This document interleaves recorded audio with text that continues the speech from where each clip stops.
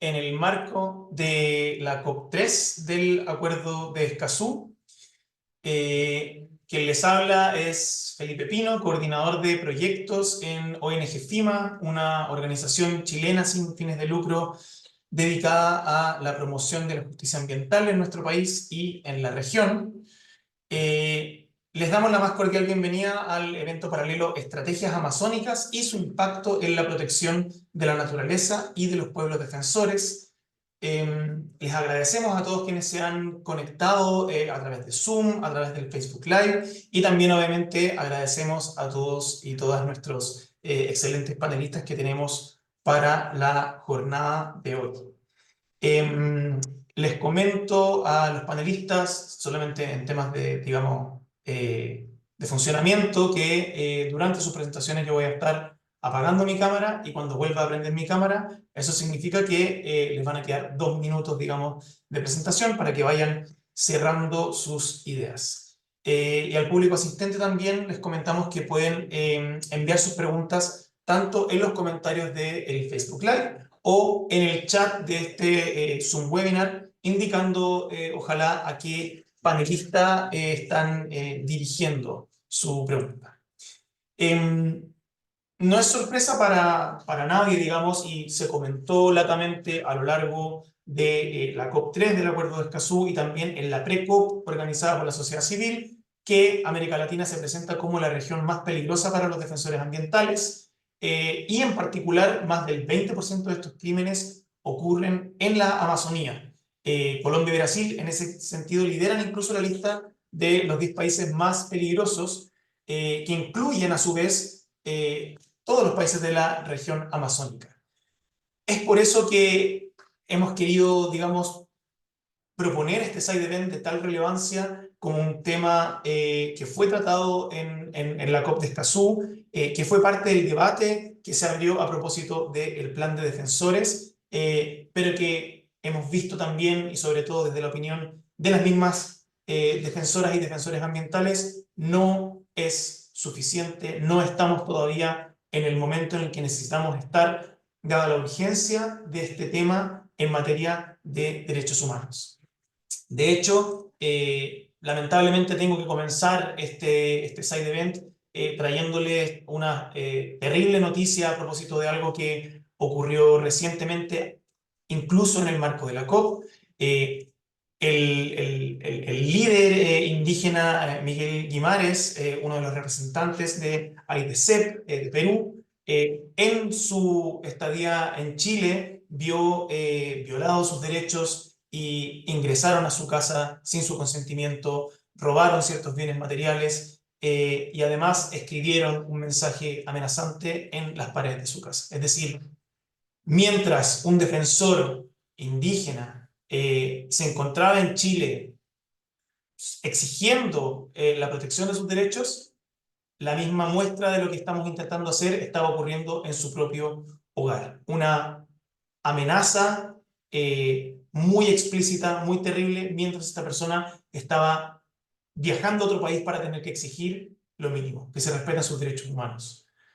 Como si fuese poco, también en estos momentos se está ocurriendo la sesión en la Corte Constitucional de Colombia, en la que se está evaluando, digamos, la ratificación del Acuerdo de Escazú, y se ha señalado que las herramientas que tiene Colombia para la protección de defensores ambientales son suficientes, y que no se necesitan más herramientas entonces para la protección de los defensores ambientales. Esto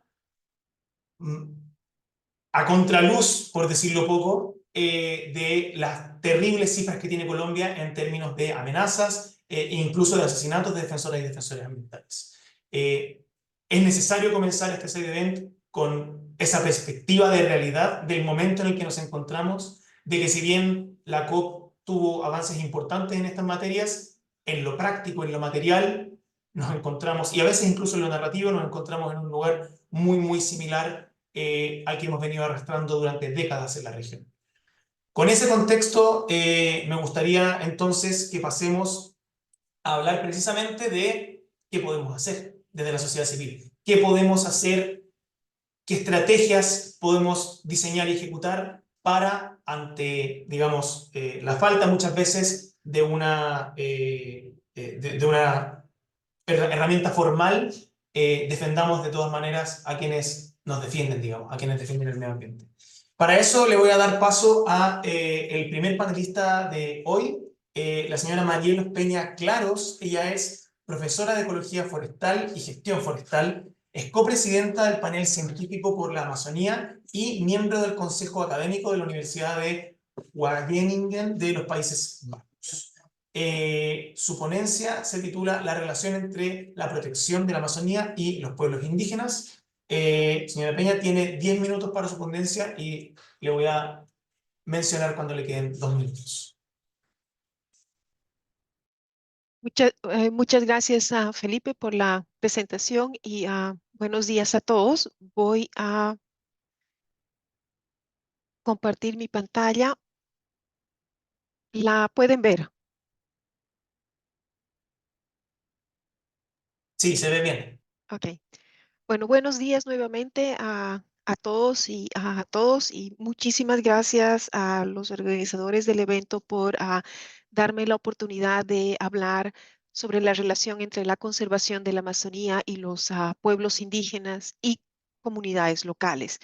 Como Felipe mencionó, soy copresidente del panel científico por la Amazonía y voy a contarles un poco del trabajo que venimos realizando dentro del panel con implicaciones para las discusiones de hoy. ¿Cómo paso?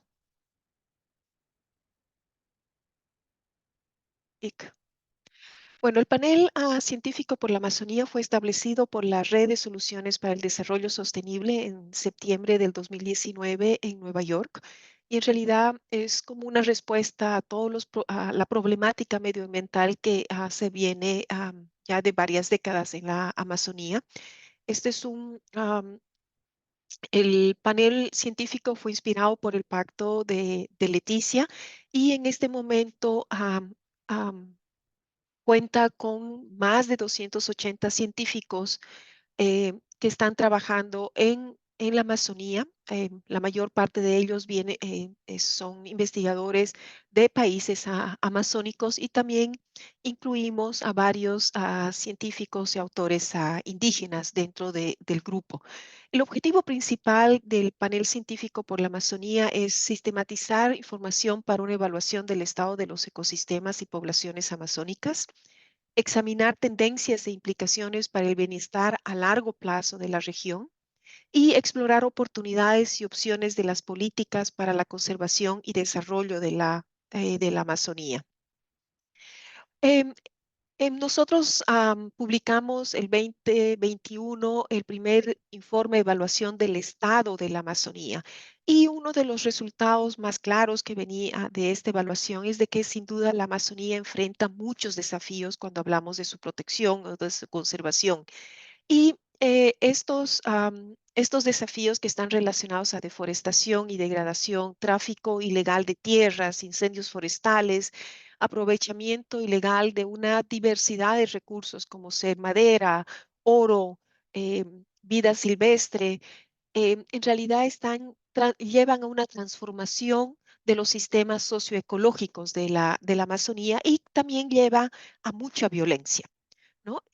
Como decía Felipe, en términos de violencia, la Amazonía realmente es un lugar muy duro para gente que está trabajando en pro a la conservación o líderes indígenas o líderes de comunidades tradicionales. Em, viendo, viendo esta situación, el panel lanzó 4 recomendaciones claves para la Amazonía. Y estas recomendaciones es de que nosotros pensamos que es urgente suspender o parar la deforestación, la degradación forestal e incendios en el sur de la Amazonía para evitar que estas regiones pasen este punto de no retorno. La siguiente recomendación es de que pensamos que realmente se tiene que trabajar como región para llegar a una deforestación y degradación cero en toda la Amazonía hasta el 2030. Y pensamos también en una serie de soluciones para poder evitar estos puntos de no retorno. Una de ellas es la necesidad de conservar y restaurar los bosques y sistemas acuáticos a gran escala y comenzar a pensar en un nuevo paradigma de desarrollo sostenible para la región que debería estar basado en sociobioeconomías de bosques en pie y ríos que fluyen. Y para lograr llevar a cabo estas recomendaciones, pensamos que el rol de las poblaciones, de los pueblos indígenas y comunidades locales es crucial.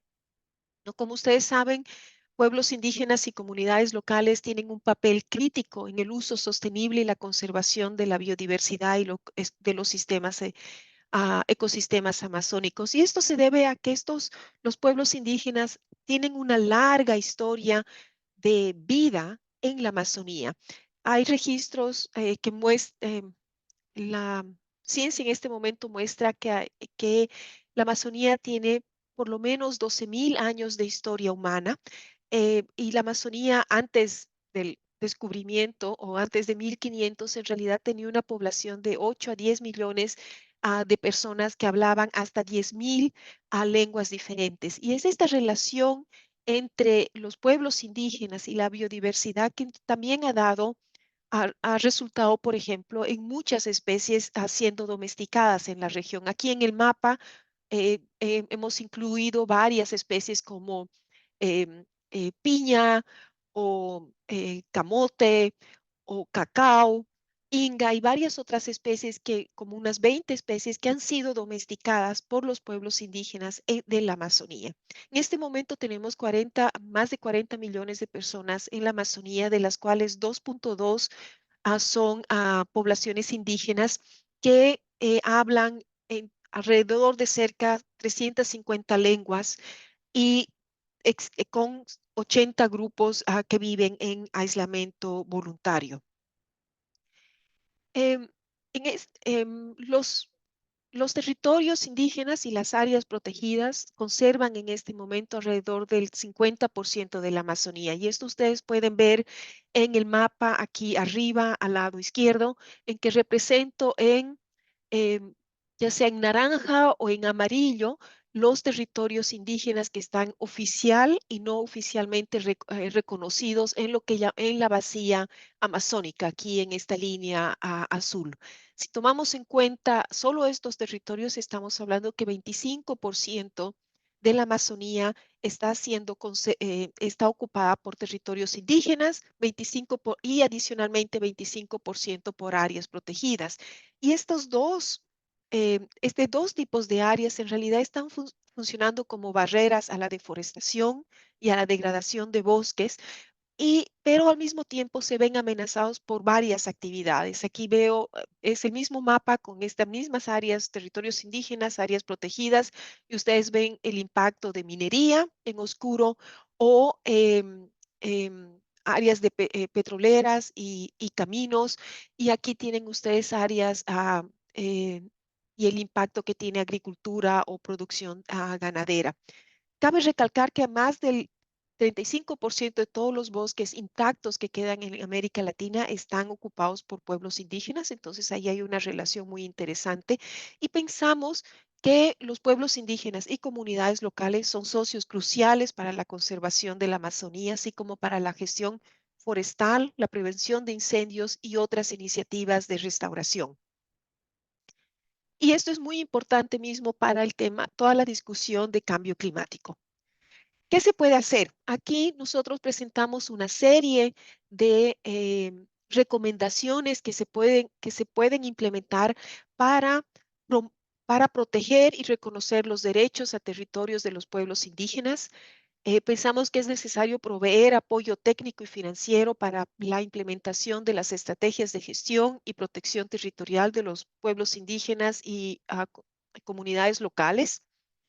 Asimismo, es necesario establecer y ampliar mecanismos que involucren directamente a las organizaciones de pueblos indígenas y comunidades locales, porque ellos tienen, en este momento, por ejemplo, todo el tema de financiamiento no viene directamente a estas comunidades, viene a través de una serie de organizaciones, lo que genera conflicto. Pensamos que es necesario asegurar y fortalecer la participación de estos pueblos en la toma de decisiones y diseño de soluciones sostenibles para la Amazonía, porque ellos tienen un amplio conocimiento eh, sobre la región, sobre el manejo sostenible de estas áreas, y es importante escuchar y incluir este tipo de conocimiento en la toma de decisiones que se hagan para la región. Y pensamos también que es necesario establecer políticas para revitalizar, fortalecer y conservar las lenguas, tradiciones y culturas indígenas.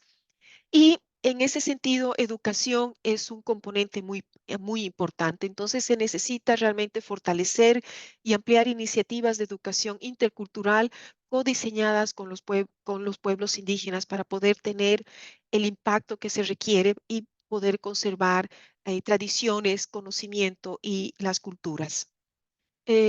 Muchísimas gracias por su atención. Aquí he puesto los códigos, estos códigos para que puedan tener acceso a las diferentes publicaciones que hemos sacado en una diversidad de temas, incluyendo el rol de las poblaciones indígenas en la conservación de la Amazonía. Muchas gracias. Muchas gracias, Marielos, y muy puntual también en el tiempo, se agradece también. Eh, Muy interesante todas las aproximaciones que nos da, también un poco desde la interdisciplina, ¿no? Como este desafío que realmente implica aproximarnos a estos asuntos de forma mucho más integral y reconociendo todas las complejidades que existen en esta intersección. Así que muchísimas, muchísimas gracias. Ahora vamos a pasar a la siguiente fase, digamos, de este side event, que tiene que ver con la presentación de estrategias de diferente escala, ¿no? Es distinto el quehacer que tenemos que ejecutar si es que estamos abordando un tema desde lo local, incluso a veces lo barrial, subnacional, nacional y, ¿por qué no también regional y global? Las estrategias cambian, los actores cambian y a veces se necesitan incluso estrategias multiescalares.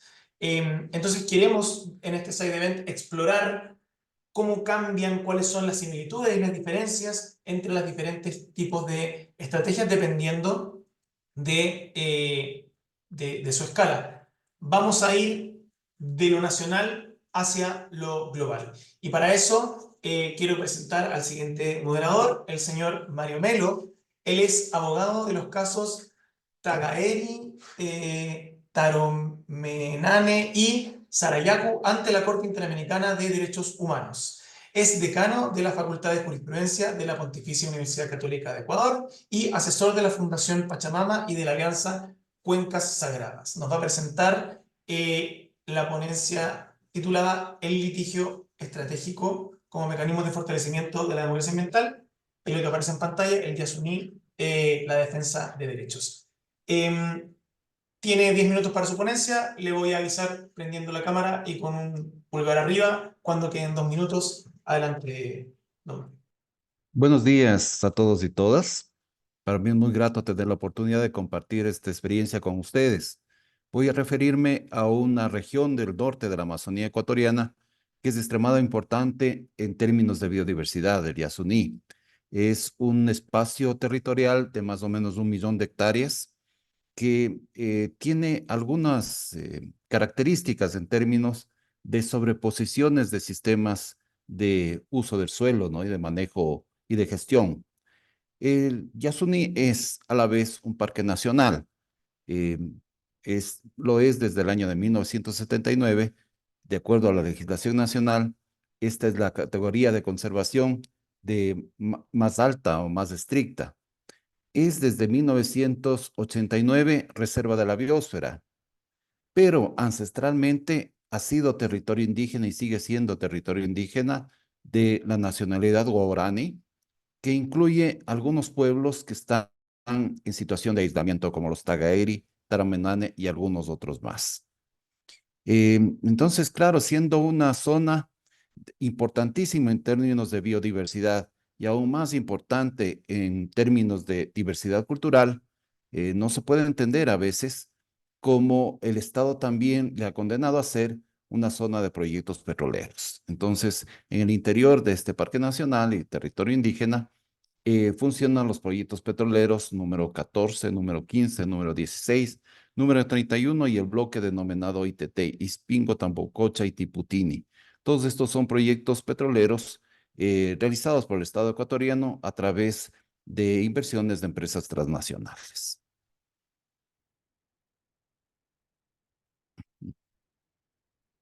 Quiero comenzar con una faceta de los procesos de lucha que se han desarrollado en torno al Yasuní.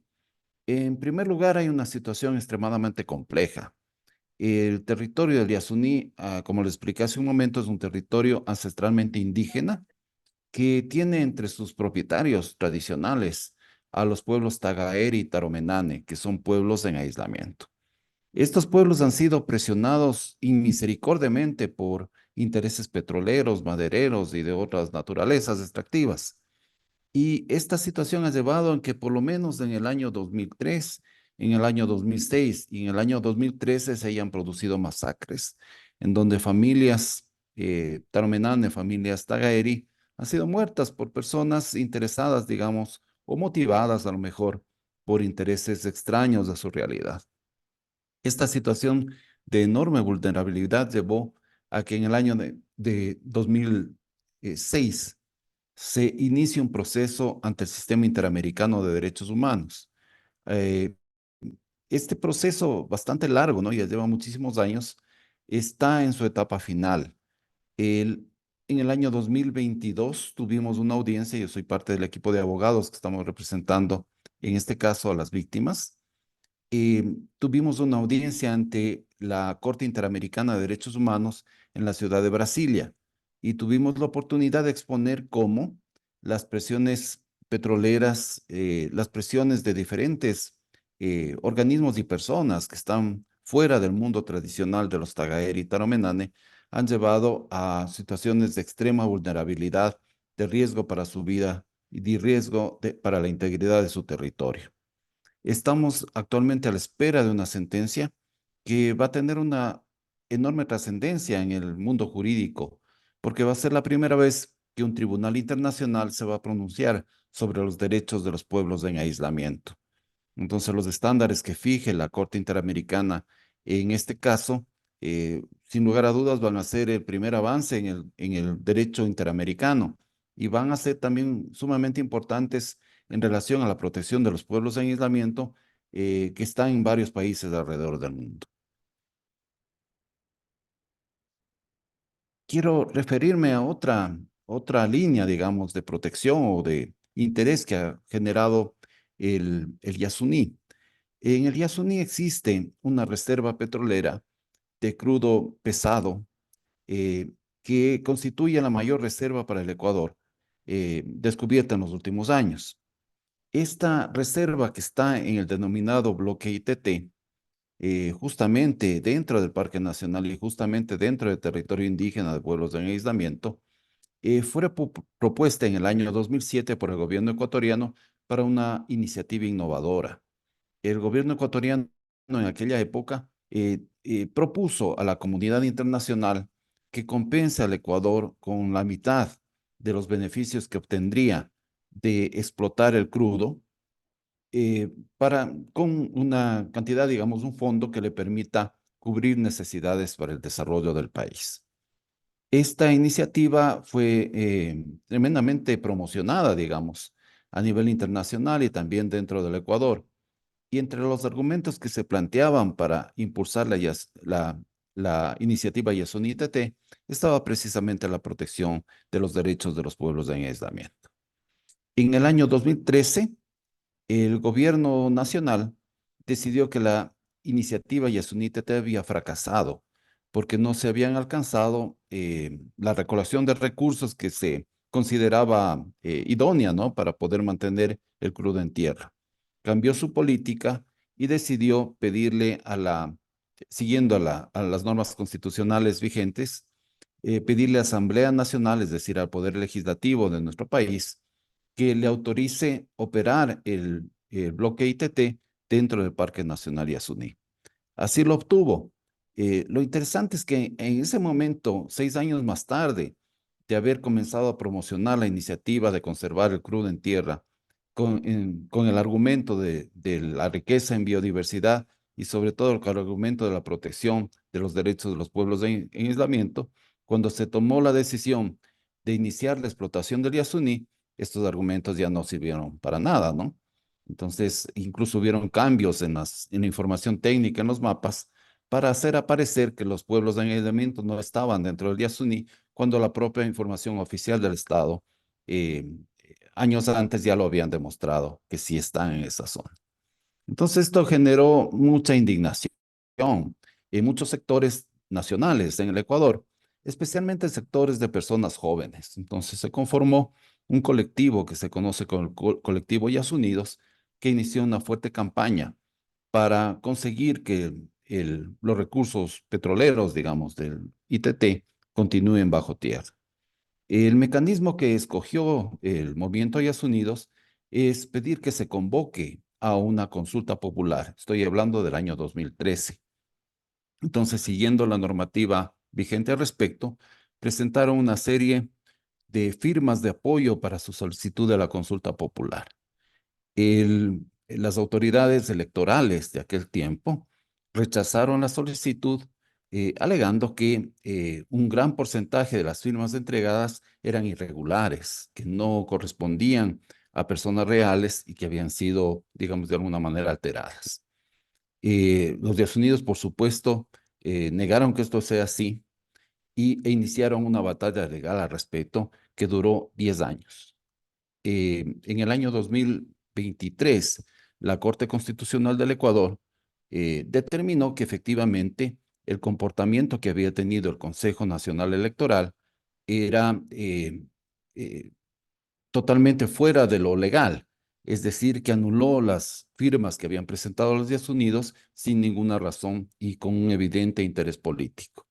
Entonces, el derecho a la participación que tenemos las personas que vivimos en el Ecuador en temas ambientales, como era la conservación del Yasuní, fue groseramente violentado por las autoridades electorales, al impedir que en su momento se haya realizado la consulta electoral que se estaba pidiendo por parte del movimiento Yas Unidos.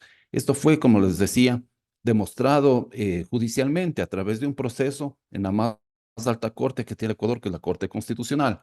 Entonces, la Corte Constitucional, como una medida de reparación, dispuso que se realice la consulta popular. Y así se lo hizo el año pasado, en el año 2023. Y el Estado le preguntó al electorado, 10 años más tarde, ¿no? ¿Está usted de acuerdo con que el gobierno ecuatoriano mantenga el crudo del ITT, conocido como Bloque 43, indefinidamente bajo el subsuelo? Y los resultados que se obtuvieron de la consulta fueron, por la opción de sí, es decir, por la opción de que se conserve el crudo bajo tierra, se pronunciaron 5.541.585 votantes, lo que constituye un 58.95% del electorado. Eso quiere decir que contundentemente una mayoría de los electores ecuatorianos decidimos que los recursos petroleros deben seguir en el subsuelo del Yasuní. Esta consulta popular, en primer lugar, es una victoria de quienes estamos comprometidos con los derechos de la naturaleza que consagra nuestra Constitución y con los derechos humanos de los pueblos indígenas tradicionales, de los pueblos en aislamiento. Lamentablemente, había un año para que se cumpla la suspensión de los trabajos en el bloque ITT y ese año ha transcurrido y el actual gobernante, el actual gobierno ecuatoriano no ha iniciado los procesos de desmonte. Entonces, la lucha continúa para que lo que se pronunció en las urnas se convierta en una realidad. Muchas gracias. Súper, muchísimas gracias, Mario Melo. Efectivamente, un caso que renació, podríamos decir, no solamente el derecho ambiental, sino también la agenda de defensores ambientales, ¿no? Como un resultado muy tangible de una movilización principalmente llevada a cabo en ese sentido. Vamos a seguir, no nos vamos a aumentar la escala, pero no vamos a cambiar todavía tan drásticamente de territorio, ¿no? Como suele ocurrir en estos casos de grandes reservas o de grandes ecosistemas amenazados, los ecosistemas no reconocen fronteras. Y por lo tanto tenemos un montón de casos que requieren de estrategias binacionales, ya que se desenvuelven en una escala binacional. En ese sentido, la ponencia que viene ahora siguiente se trata de el desarrollo de zonas de protección para los pueblos indígenas y el territorio, el caso del corredor territorial Napo, Tigre y Yasuní en las cuencas sagradas. Y la particularidad que tiene esta siguiente ponencia es que se divide en dos partes. La primera va a estar a cargo del Apu Julio Kusurichi y la segunda parte a cargo de Eduardo Pichilingue Ramos. Así que le damos paso, no sé si ya está entre nosotros, al Apu Julio Kusurichi, quien es el líder del pueblo Shipibo Conibo, procedente de Madre de Dios, región amazónica peruana, ganador del premio ambiental Goldman, es decir, el Oscar ambiental, como le llaman, el 2007, y director del programa de pueblos indígenas en situación de aislamiento y contacto inicial de la Asociación Interétnica de Desarrollo de la Selva Peruana. ¿Está con nosotros Julio ya? Ah, disculpa. Me informan que todavía no está entre nosotros, así que vamos a dar paso primero a el segundo ponente, a Eduardo. Así que paso a presentarlo a continuación. Eduardo es ecólogo por la Universidad Francisco de Quito, ha trabajado más de 20 años en Yasuní, Ecuador, es experto en temas de protección de derechos de pueblos indígenas en situación de aislamiento y contacto inicial, y actualmente es coordinador de la Alianza Cuencas Sagradas y director ejecutivo de Pachamama Alliance Perú. Vamos con Eduardo y luego a continuación con Julio, pero por favor, adelante.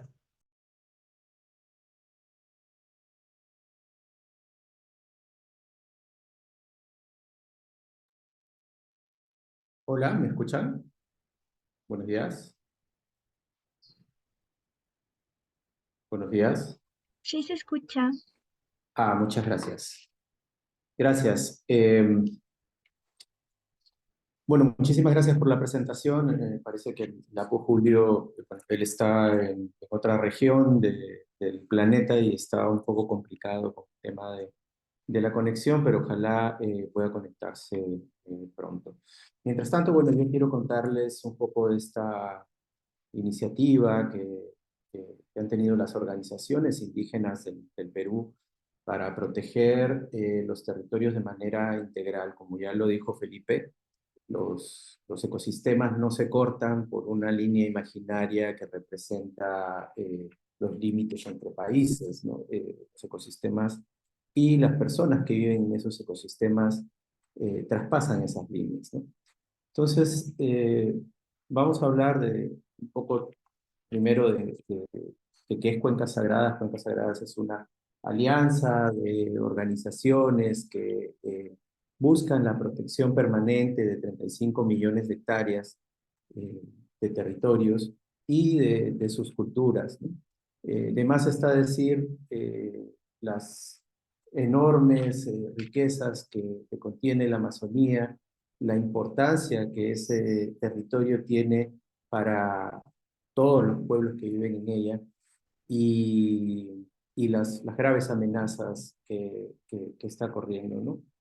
Entonces, bueno, aquí vemos un mapa de las cuencas sagradas. En las cuencas sagradas viven más de 30 pueblos indígenas, más de 30 naciones indígenas, lo que le da una diversidad cultural, una diversidad enorme a toda esta región, la más grande diversidad que hay en esta parte de la Amazonía, ¿no? Estamos hablando aquí de Amazonía andina, una Amazonía que está influenciada por la cordillera de los Andes y que le hace tener unas características ambientales, unas características geográficas bastante particulares y diferentes, lo cual le ha dado ciertas condiciones para ser además la zona con mayor biodiversidad del planeta, ¿no?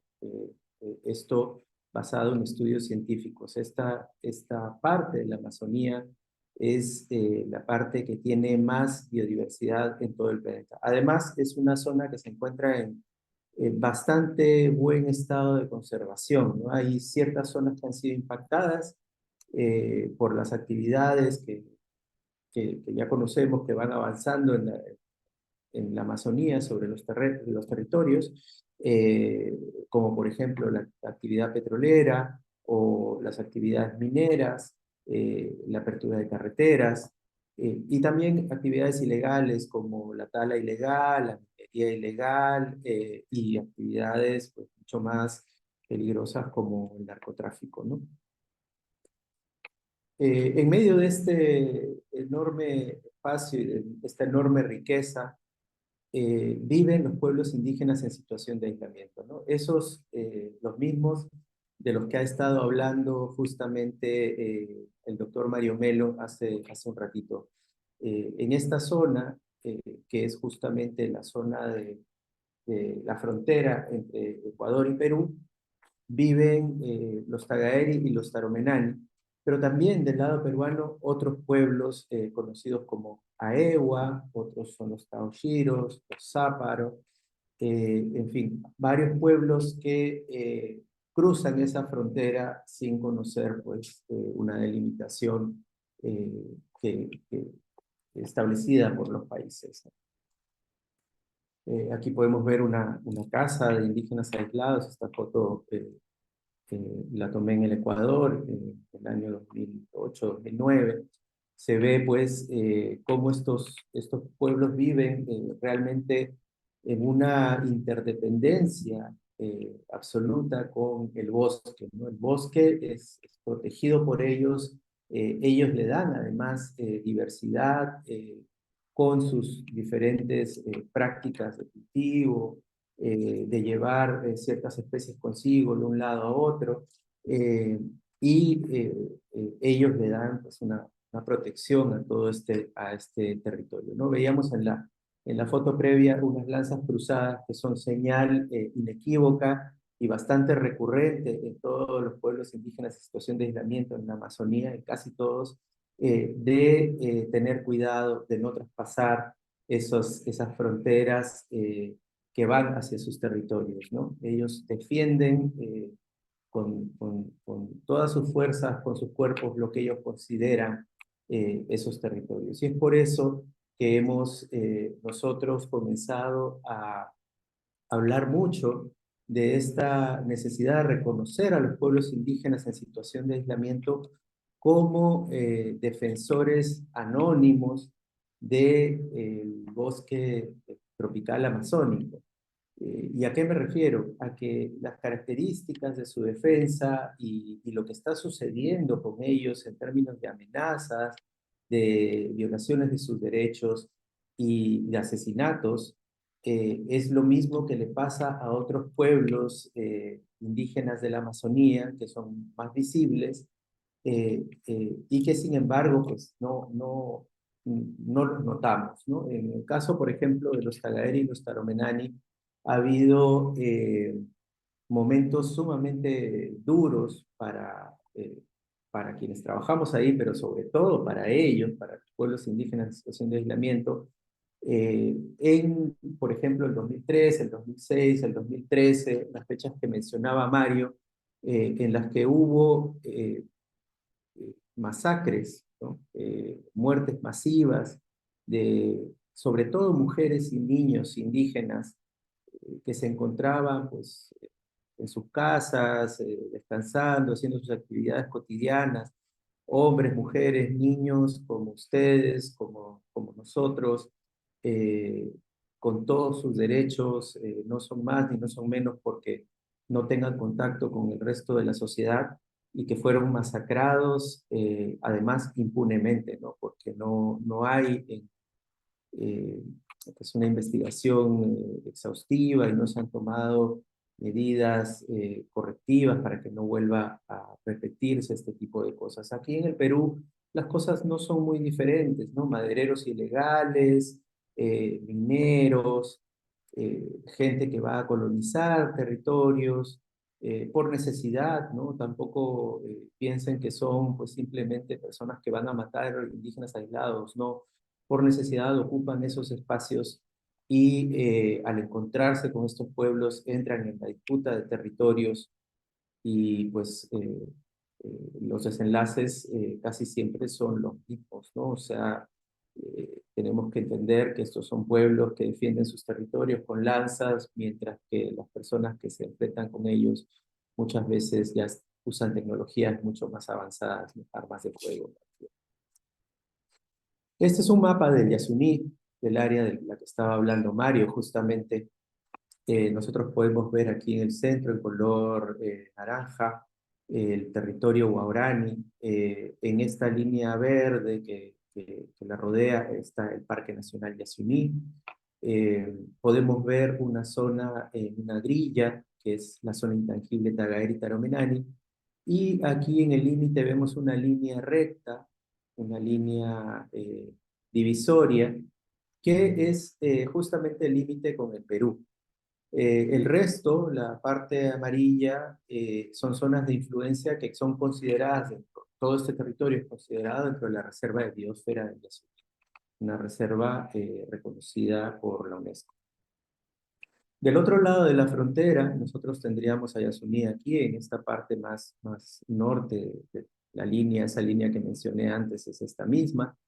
Tenemos a la propuesta de reserva indígena Napo Tigre, una reserva que lamentablemente ha tenido una serie de demoras en su implementación que han llevado a que sea la reserva que más ha demorado en crearse, teniendo ya 21 años desde su presentación. Y esto es terrible, ahora les voy a contar por qué se ha demorado tanto, ¿no?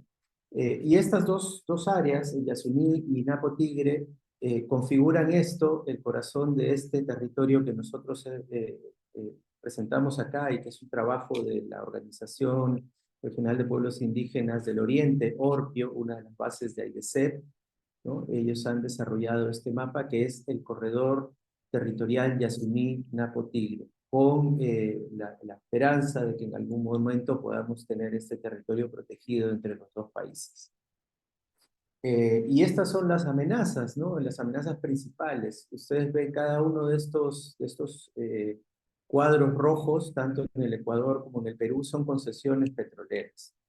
Y son las concesiones petroleras las que han sido la punta de lanza para la invasión de otras actividades, ¿no? La apertura de carreteras, la colonización, el ingreso de madereros, de mineros, y en fin, ¿no? Entonces, aparte de todos los lotes petroleros, los bloques petroleros que Mario ha mencionado, en el lado peruano tenemos el 67 y 39, que son esta zona de aquí, que están justamente superpuestos a territorios de pueblos indígenas aislados en esa zona de Napo Tigre, donde todavía pues estamos las organizaciones indígenas y nosotros luchando porque sean reconocidas como reserva indígena.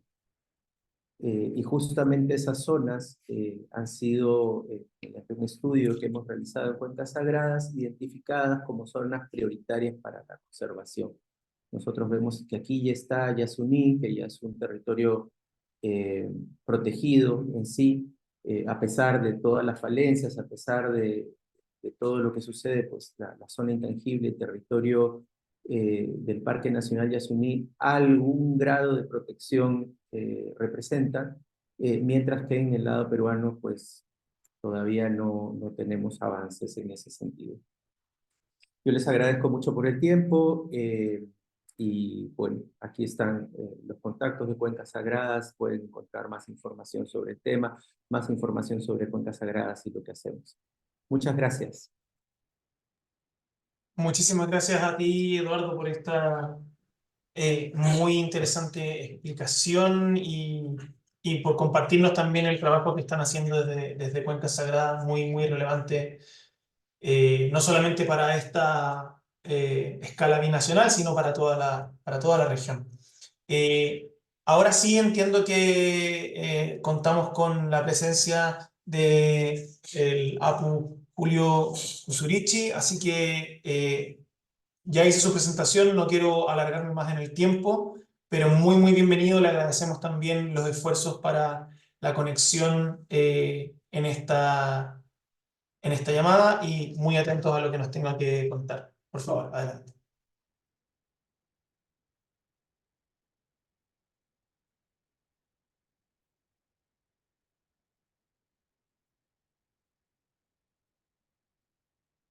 Don Julio, ¿nos escucha?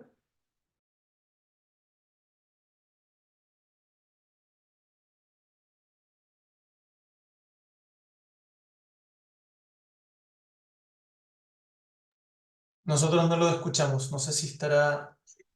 ¿Sí? ¿Me escuchan? Ahí viene. Ahí sí, muchísimas gracias. Sí, gracias.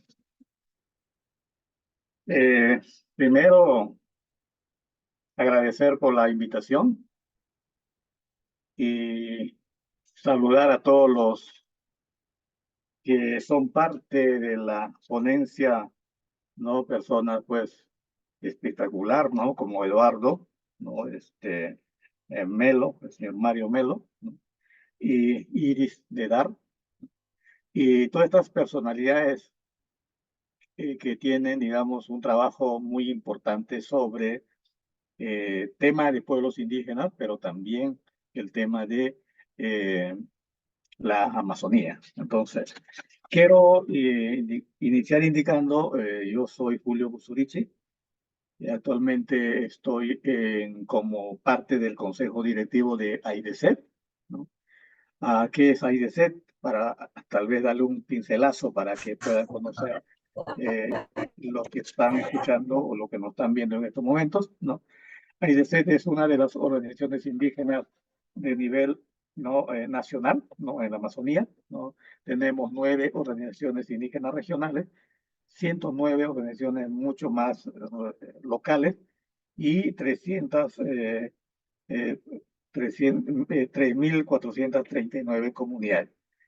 Entonces, eso es la estructura de AIDESET. No, AIDESET además es parte miembro de COICA. ¿No? COICA es una organización internacional que cuenta con organizaciones indígenas en 9 países, ¿no? Entonces, ahora sí quiero un poco referirme a los diferentes trabajos que hacemos, ¿no? Referente al tema de la Amazonía y en tema de pueblos indígenas en aislamiento, así como indicó nuestro estimado Eduardo, en la Amazonía existen pueblos indígenas en aislamiento, pero allá hablando el tema de la cuenca amazónica, ¿no? A nivel de otros países amazónicos también existen pueblos indígenas en aislamiento y un trabajo que hizo el Grupo de Trabajo Internacional de Pueblos Indígenas en Aislamiento, se ha podido pues registrar 185 pueblos, ¿no? De esos, 63 pueblos ya han confirmado, ¿no? La existencia por trabajo de aliados, ¿no? En el caso peruano, tenemos 66 pueblos, digamos, eh, pero, perdón, es confirmado a nivel de la cuenca amazónica 63 pueblos. En el caso peruano, tenemos ya 20 pueblos indígenas en el ambiente de contacto inicial, confirmado incluso por la autoridad, en este caso por el ente rector, que es el Ministerio de Cultura, ¿no? Entonces, y ahí venimos trabajando con algunas iniciativas, por ejemplo, de reservas territoriales, reservas indígenas, ¿no? Y también corredores territoriales, ¿no? Como una alternativa de, digamos, incorporar los territorios ancestrales de estos pueblos, ¿no? Y hacer corredores porque estos pueblos indígenas en aislamiento no solamente están en el Perú, están pues en Brasil, están en Ecuador, incluso Bolivia, y por eso es que AIDESET, con las organizaciones indígenas y con los aliados, hemos trabajado pues, ¿no? 3 corredores territoriales, ¿no? Ahora, estoy hablando unos temas muy lindos, como si no pasaría nada ahí, ¿no? Pero sin embargo, quiero indicar también, como indicó nuestro hermano Eduardo, hay diferentes o varios problemas, ¿no? Y problemas, pues, muy fuertes, ¿no? De vulneración de estos derechos, ¿no? Uno es que es mucha demora por parte del Estado de la creación de estas reservas indígenas o reservas territoriales.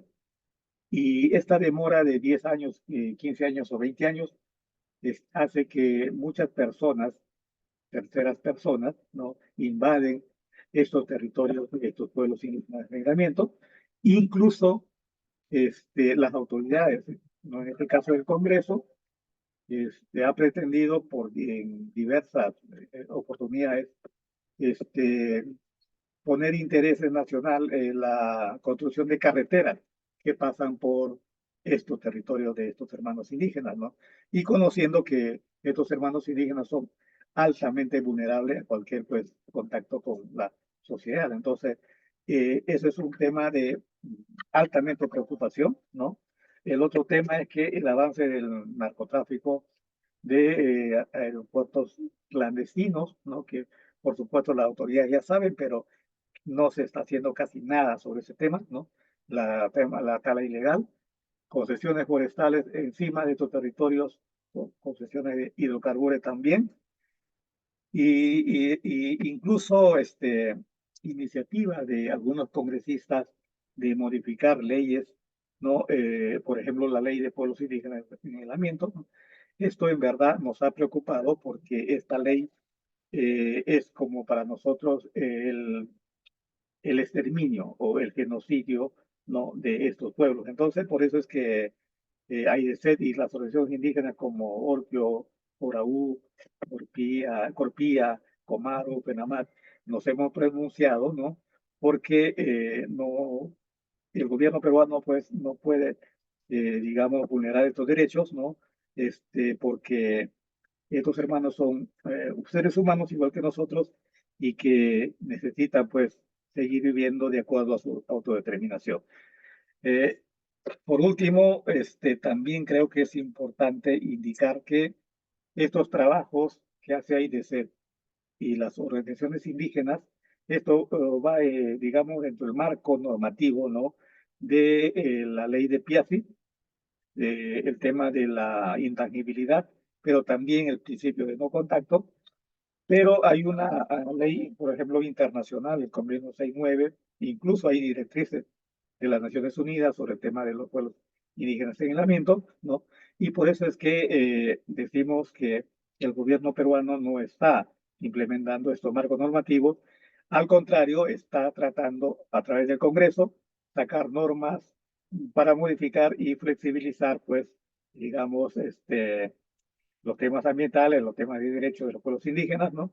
Y que esto está clarísimo que es un retroceso a los marcos normativos internacionales como el tema, como el marco, el convenio 69 de la OIT. Entonces, eso era un poco que quería indicar, es una preocupación muy grande, ¿no? De AIDESET, y por eso que estamos trabajando con el programa de pueblos indígenas en aislamiento, en coordinación con las organizaciones indígenas para, digamos, montar un sistema de control y vigilancia, pero también con cordones sanitarios con las comunidades que están circundantes a estas reservas territoriales o reservas indígenas.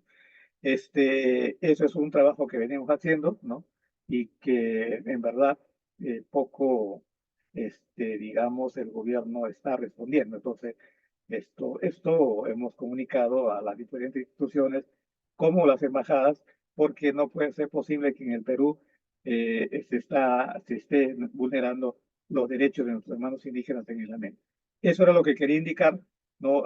Digamos, complementando a los anteriores expositores, y creo que Eso era lo que quería decir y les agradezco mucho por darme esta oportunidad. Muchas gracias. Muchísimas gracias a usted, don Julio, también por los esfuerzos de conexión. Sabemos que está lejos en estos momentos, así que de verdad que ha sido muy grato contar con su presencia. Muchísimas gracias. Gracias a ustedes. En estos momentos acá son las 9, ya hace las 10 de la noche. Además, Pero sin embargo, estamos tratando de aportar. Muchas gracias a ustedes. muchísimas gracias. Llegamos entonces a la última ponencia del día de hoy. Hemos pasado desde lo nacional a lo binacional y ahora por fin hacia una perspectiva global. Para esto quiero presentar al último moderador de este side event, el señor Andrés Gómez. Él es coordinador para Latinoamérica y el Caribe de la iniciativa del Tratado para la No Proliferación de Combustibles Fósiles, parte del equipo de la Alianza Colombia Libre de Fracking. Andrés nos va a presentar como una estrategia de escala global el Tratado de No Proliferación precisamente y la propuesta específicamente para zonas de exclusión en la Amazonía. Bienvenido, Andrés. Te recuerdo que tienes 10 minutos para la presentación. Te voy a dar una señal cuando te queden 2 minutos. Muchas gracias. Felipe, muchísimas gracias. ¿Me escuchan bien? Por favor, quisiera... Se escucha bien. Listo, perfecto. Muchas gracias, Felipe, por tu presentación. Muchas gracias a ustedes por la invitación y un saludo a la profesora Marielos, al profesor Mario, a Eduardo y a Lapu Julio que nos han contado pues esta grandísima, interesante experiencia y lo que significa desde el territorio la protección precisamente necesaria y absolutamente fundamental de la Amazonía en términos culturales, en términos ambientales, en términos ecológicos, en general, en todas las perspectivas. Entonces aquí lo que quisiera aprovechar para mostrarles es cómo precisamente la iniciativa del Tratado para la No Proliferación de Combustibles Fósiles se entiende como una herramienta que nos sirve, digamos, un momentico que estoy...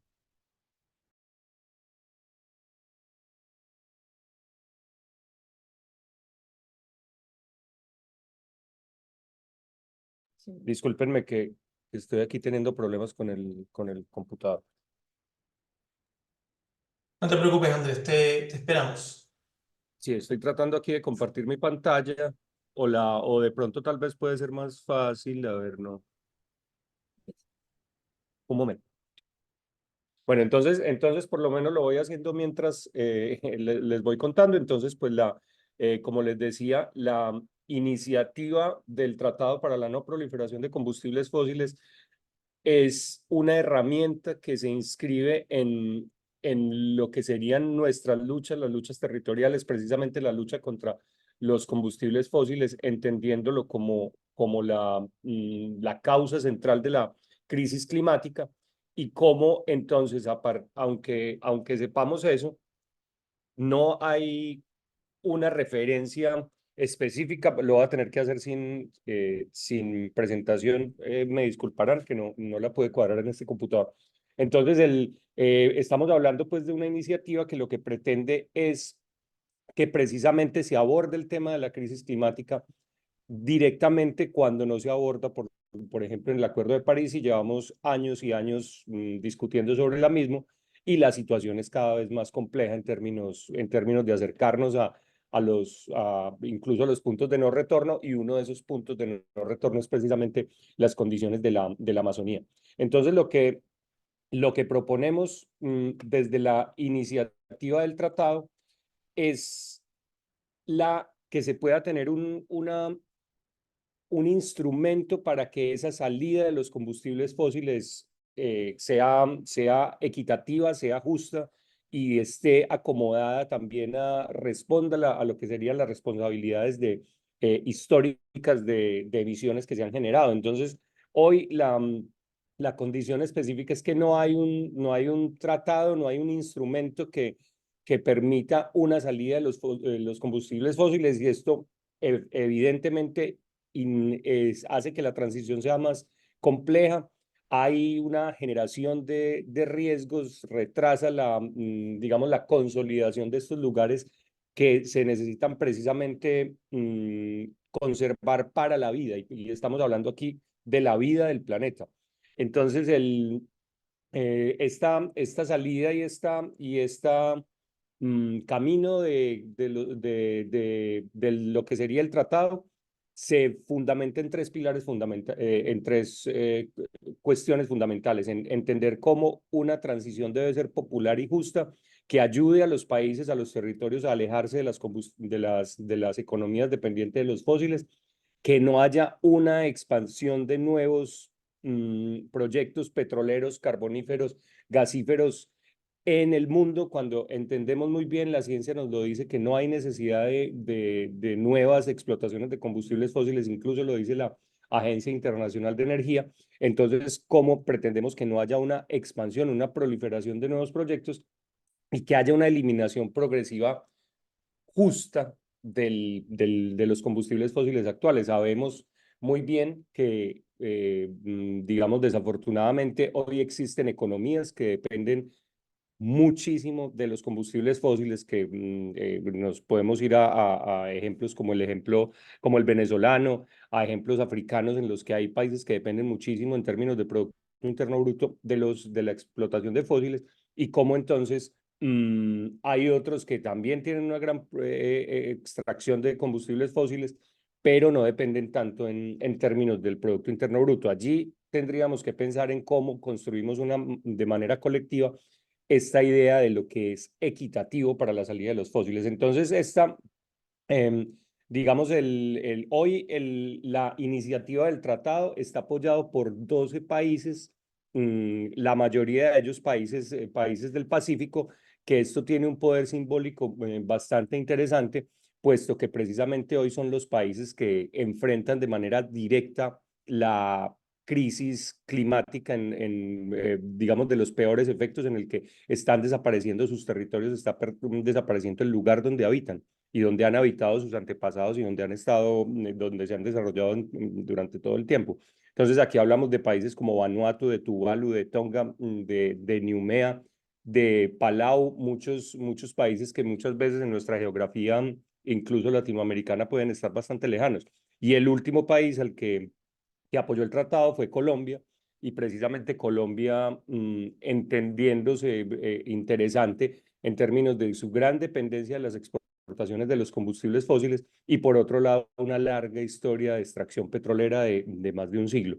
Entonces allí nos encontramos en que estos países buscamos el apoyo de más países con unas características específicas que nos pueda llevar en el 2025 idealmente a una mandato para precisamente la negociación de esta salida de los combustibles fósiles. Como les insisto, el tratado pretende ser una herramienta que apoye los movimientos, todo el trabajo territorial, el trabajo de las organizaciones, el trabajo de los pueblos indígenas, todo lo que de manera muy clara nos han mostrado hoy nuestras compañeras y compañeros de panel, y cómo entonces aquí surge esta perspectiva de que para la Amazonía se pretende construir colectivamente esto que sería una primera zona de no proliferación de combustibles fósiles, entender la Amazonía como una zona de no proliferación de proyectos extractivos. Y entonces allí tenemos un avance cuando se está haciendo desde las luchas territoriales, se está construyendo con los diferentes pueblos indígenas, y es precisamente lo que digamos, el objetivo que tendríamos, que muchas veces ese objetivo se puede ver distante en términos de algunos países. Ya hemos encontrado, por ejemplo, que el concepto de la zona y el concepto de esa Amazonia sin extractivismo ha sido apoyado por el presidente Petro, por las autoridades colombianas en este momento. Puede estar más difícil en otros países, pero también tenemos que entender que son las naciones indígenas, precisamente son los pueblos indígenas que como la profesora Marielos nos mostraba muy bien, por ejemplo, las que se han encargado de la protección de la Amazonía precisamente, y entonces es a través de esas luchas y es con con todo el trabajo colectivo que pretenderíamos, que tenemos como objetivo fundamental esa construcción de la Amazonía como zona de no proliferación de combustibles fósiles. Sabemos que es una región fundamental para la vida del planeta y la humanidad, como nos lo han estado mostrando muy bien, que debe ser protegida de manera prioritaria, como lo dice la ciencia, como lo dicen los pueblos, como se dice desde tantos niveles, y es a partir de un acuerdo entre colectividades, entre organizaciones, entre pueblos y naciones indígenas y países que debemos actuar para detener los nuevos proyectos extractivos, para reducir equitativamente la extracción de combustibles fósiles que en alguna manera ya está afectando la zona. También que se repare de manera adecuada lo que pasó, los impactos relacionados con el extractivismo y cómo se puede priorizar el manejo territorial en unidad con la naturaleza, también aquí con ese concepto tan interesante de la profesora Marielos, alrededor de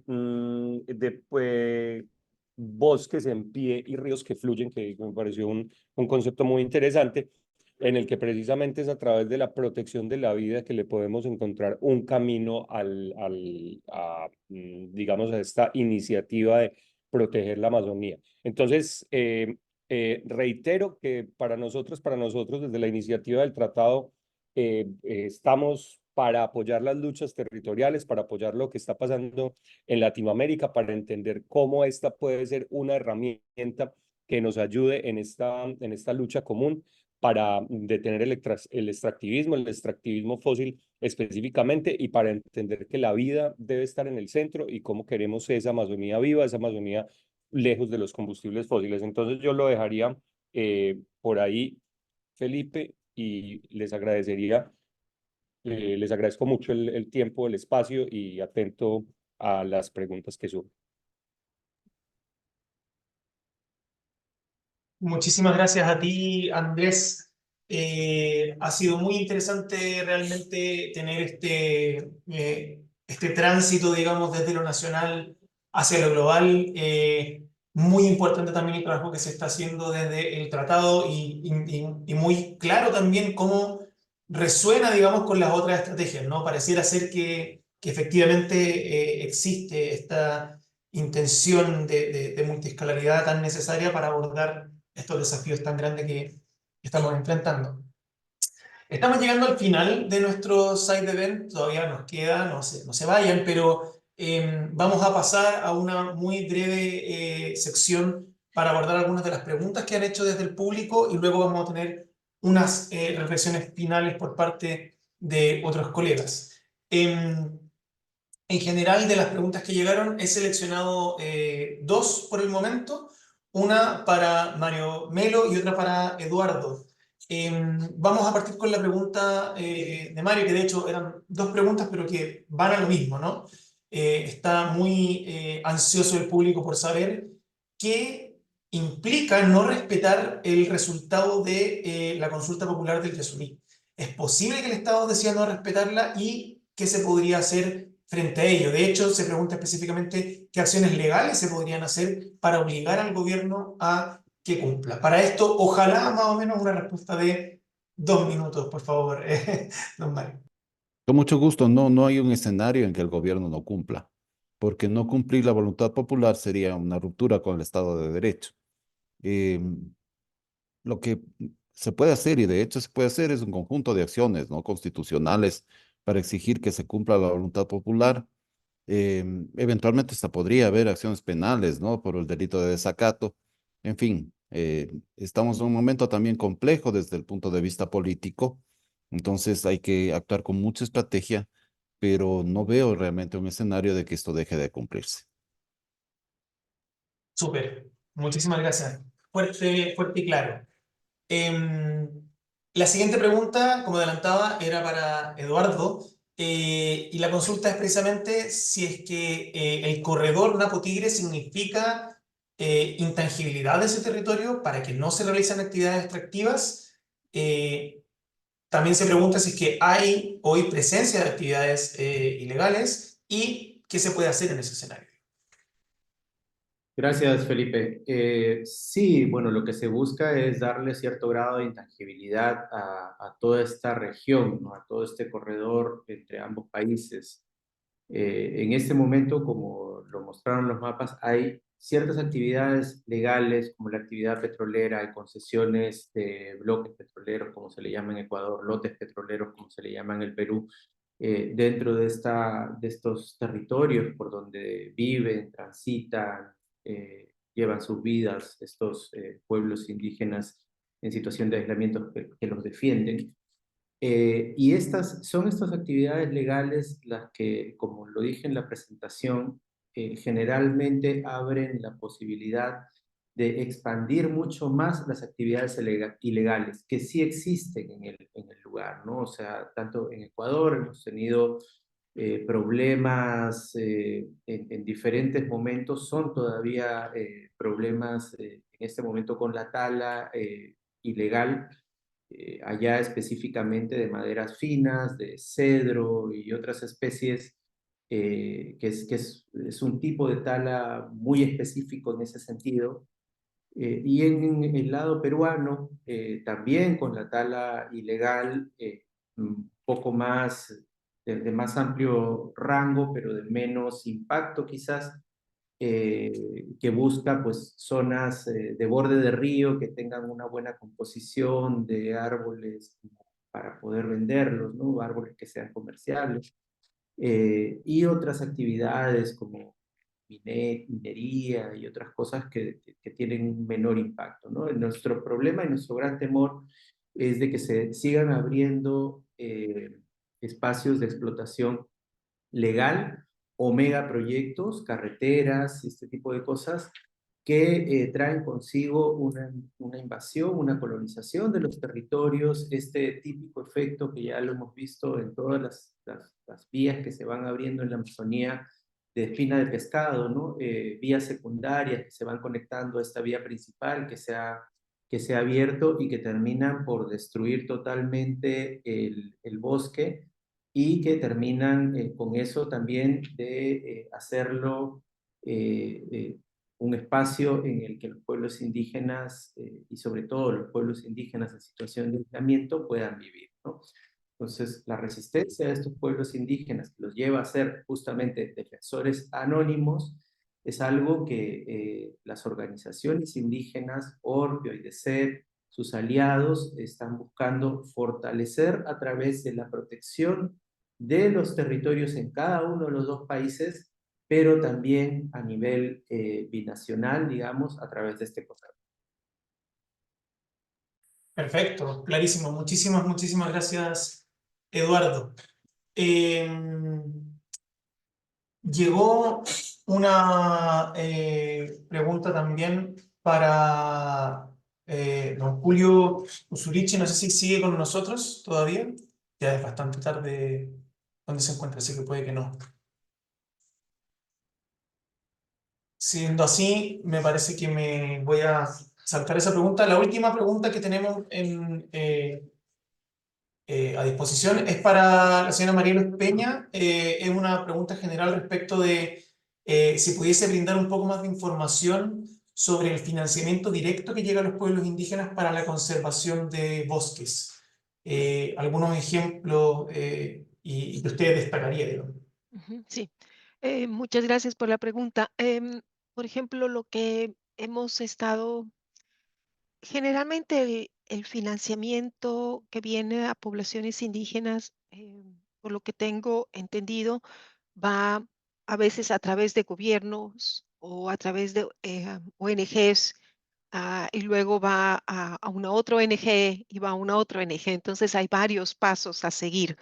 En el Brasil, en este momento, en la Amazonía brasilera se está tratando, hay algunos ejemplos de financiamiento que ha llegado directamente a organizaciones locales indígenas, ¿no? Y lo que se está haciendo es un monitoreo de cómo eso está funcionando, cuáles son, eh, qué se requiere, qué cosas funcionan, qué cosas no funcionan, ¿no? Para que el financiamiento vaya de una manera mucho más directa hacia los beneficiarios, No sé si eso responde a la pregunta. Yo creo que en ese sentido tenemos que comenzar a ver varias opciones diferentes y diferentes mecanismos, cómo se puede hacer ese tipo de gestiones. Por ejemplo, en Bolivia se ha estado trabajando mucho con comunidades indígenas en manejo forestal sostenible para producción de madera. Y uno de los temas en que se ha estado trabajando mucho y se ha dado, y varias organizaciones, tanto nacional, del gobierno como ONGs han dado mucho apoyo técnico, es en el tema de cómo manejar la parte administrativa, la parte de miembros, cómo distribuyes beneficios, cómo distribuyes en base a qué criterios, cómo se paga a la gente que está trabajando dentro de los planes de manejo, pero cómo se paga, cómo se divide los beneficios a la comunidad como un todo que es dueña del territorio, aunque ellos no están en el día a día del trabajo. Entonces, esos son temas que realmente hay que discutirlos, hay que armar procesos y dar apoyo técnico en el sentido de cómo se va a hacer ese tipo cómo se va a abordar ese tipo de situaciones, porque puede ser eh, uno de los factores claves para el éxito o el fracaso de estas iniciativas. Completamente. Muchísimas gracias, Manielos. Y con esto ya, ahora sí vamos terminando. Hemos abordado algunas preguntas del público, por temas de tiempo no podemos abordar más. Vamos casi bien en el tiempo, así que le voy a pedir a mis colegas a cargo de la síntesis y las conclusiones.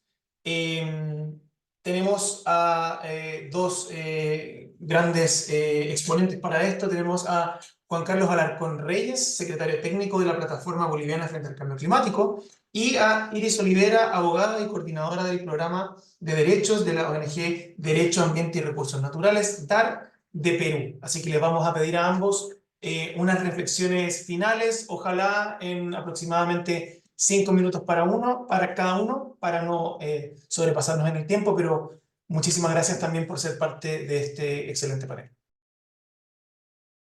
Partimos con Juan Carlos. Sí, muchas gracias, Felipe, y un gran saludo, ojalá a todos los hermanos y hermanas que nos han compartido estas reflexiones, ¿no? Y me gustaría apuntar así muy sintéticamente 4 puntos. Lo primero, creo que todos han resaltado el rol que tienen los pueblos indígenas en la preservación, conservación, manejo de este gran ecosistema que es muy importante para la vida de la región y del planeta, que es la Amazonía, ¿no? Y ahí creo que desde el panel científico se han mostrado datos muy interesantes que no lo voy a repetir, pero creo que ese hecho mismo que ya está investigado, eh, planteado, contrariamente, y este es mi segundo punto, no es aceptada, no es generada como una política pública, local, nacional y menos global, sino más bien lo que decía, la situación hoy de los pueblos indígenas es de una constante amenaza, ¿no? Sobre todo diría yo, del modelo extractivista, porque como dijeron, mencionaron del modelo de la actividad extractiva del petróleo, sobre el tema de minería con mucha más fuerza, la expansión de la frontera agrícola y de otras economías ilícitas, ¿no? Que han mencionado, por ejemplo, la explotación de madera, el narcotráfico, ¿no? Que también está en estos territorios. Y yo ahí diría, hoy los pueblos indígenas viven una nueva colonialidad, ¿no? Es decir, a partir de estos procesos extractivos que en el fondo están atentando contra la vida de estas personas o de nuestros hermanos que viven en estos espacios, ¿no? Y ahí una tercera, me parece que es importante, es justamente lo que pasa en los espacios internacionales. ¿Cuál es la participación de los pueblos indígenas en los espacios nacionales o internacionales? En cuanto es, digamos, escuchado sus propuestas o su forma de vida. Y ahí me parece que quiero hacer solo una, pasa en todos, pero quiero hacer referencia al reciente COP3 de Escazú, que ha terminado hace 2 días. Realmente los pueblos indígenas se veían como pidiendo un favor para participar en ese espacio cuando sabemos exactamente que la mayor cantidad de los asesinatos es a líderes indígenas, pasa en los territorios indígenas y son los que menos están en estos espacios justamente para defender la vida, no solo como personas, sino también esta vinculación que tenemos los pueblos indígenas con el territorio y con la vida de las otras personas, porque si no existe la biodiversidad, es muy difícil que exista la vida humana, ¿no? Entonces, esto creo que es importante también mencionar. Y ahí creo que todavía hay una sordera nacional, internacional, en términos de escuchar el rol y el posicionamiento de los pueblos indígenas, ¿no? Y finalmente, quisiera un poco, ¿cuál es entonces la perspectiva, no? Yo creo que nos está destruyendo, que nos está llevando a este camino que estamos cavando la humanidad en nuestra propia tumba, porque es eso lo que está pasando. Es justamente esta ambición del modelo de desarrollo, el modelo económico de generar mayor ganancia sin límites, ¿no? No importa si tienes que contaminar los ríos, destruir los bosques, sabiendo la importancia que tiene. Entonces creo que es pensar en otra forma, en otro modelo, puesto que se llama el cambio sistémico, y que o ver el rol o las perspectivas o las formas de vida que tienen los pueblos indígenas, y ahí creo que han mencionado varios de los ponentes, creo que es un poco darse la vuelta y ojalá el mundo pueda darse la vuelta en estos espacios internacionales porque realmente si no estaremos cada vez más cerca a lo que lo llaman el colapso, ¿no? Muchas gracias por darme la oportunidad y sigamos en la lucha. Un saludo. Muchas gracias, Juan Carlos. Seguimos inmediatamente con Iris Olivera. Adelante, Iris.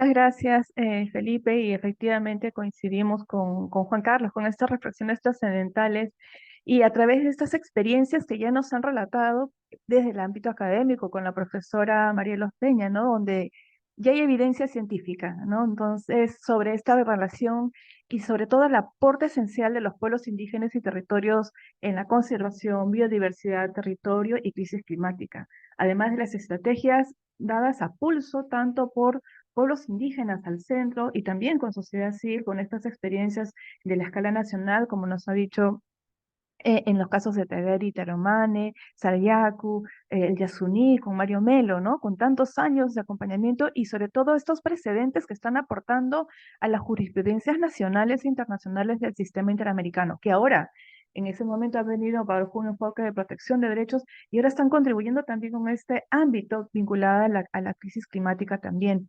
Y esta línea binacional importantísima sobre este corredor territorial Napo-Tigre y Yasuní, que nos han dicho ya también el compañero Pichilingui y el Apu Julio Kusurichi, ¿no? Y ellos han alertado otra vez sobre estos procesos, todo lo que tienen que enfrentar vinculados a actividades ilegales, en promoción incluso de infraestructuras, también promoción de lotes de hidrocarburos en estas áreas y concesiones forestales, pero también poniendo en el centro estas amenazas a la afectación de defensores y defensoras. También mencionan anónimos porque mencionan una población en situación de aislamiento y contacto inicial urgente, ¿no? De sensible atención también. Y en la línea multinacional, esta iniciativa también clave sobre el Tratado de No Proliferación de Combustibles Fósiles, que ha sido también muy clave y un mensaje potente, el hecho de que también se sume Colombia. Tenemos esta sede ahora en la CDB en Colombia pronto, ¿no?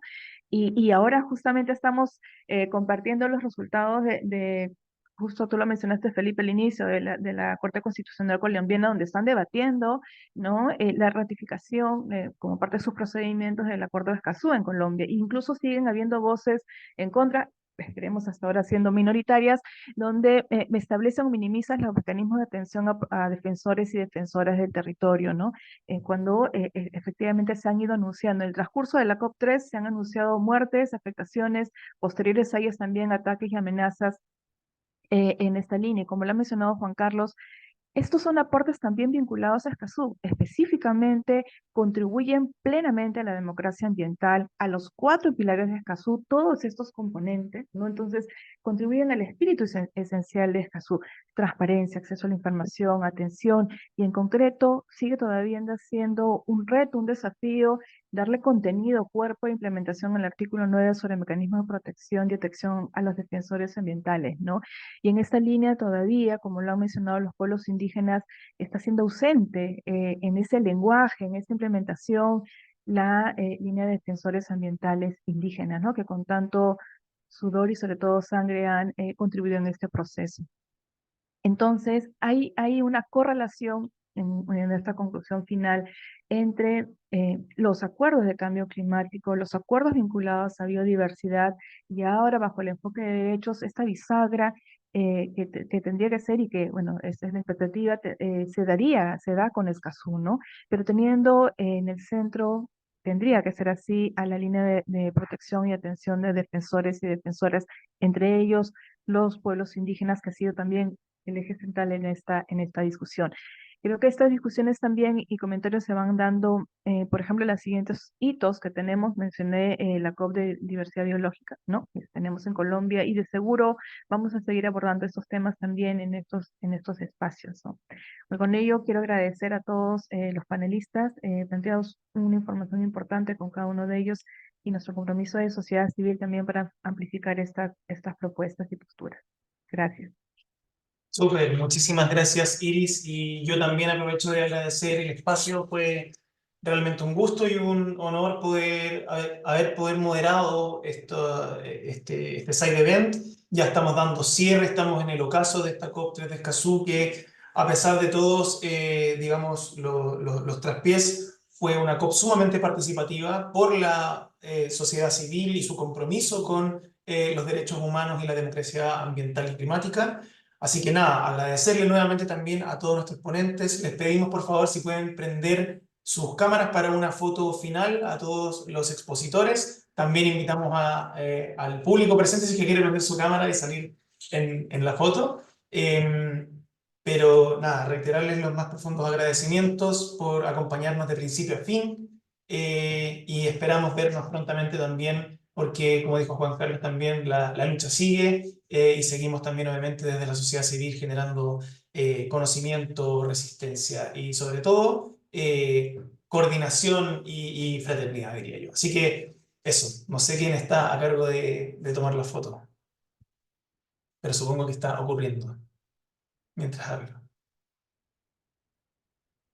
A ver, a la cuenta de 3, 1, 2 y 3. Vamos a ver si hay una segunda línea. No, está completo. Muchas gracias. Muchísimas gracias a todos, todes, y nos vemos muy prontamente. Que tengan un excelente día. Hasta luego. Muchas gracias. Gracias, Felipe. Gracias a todos.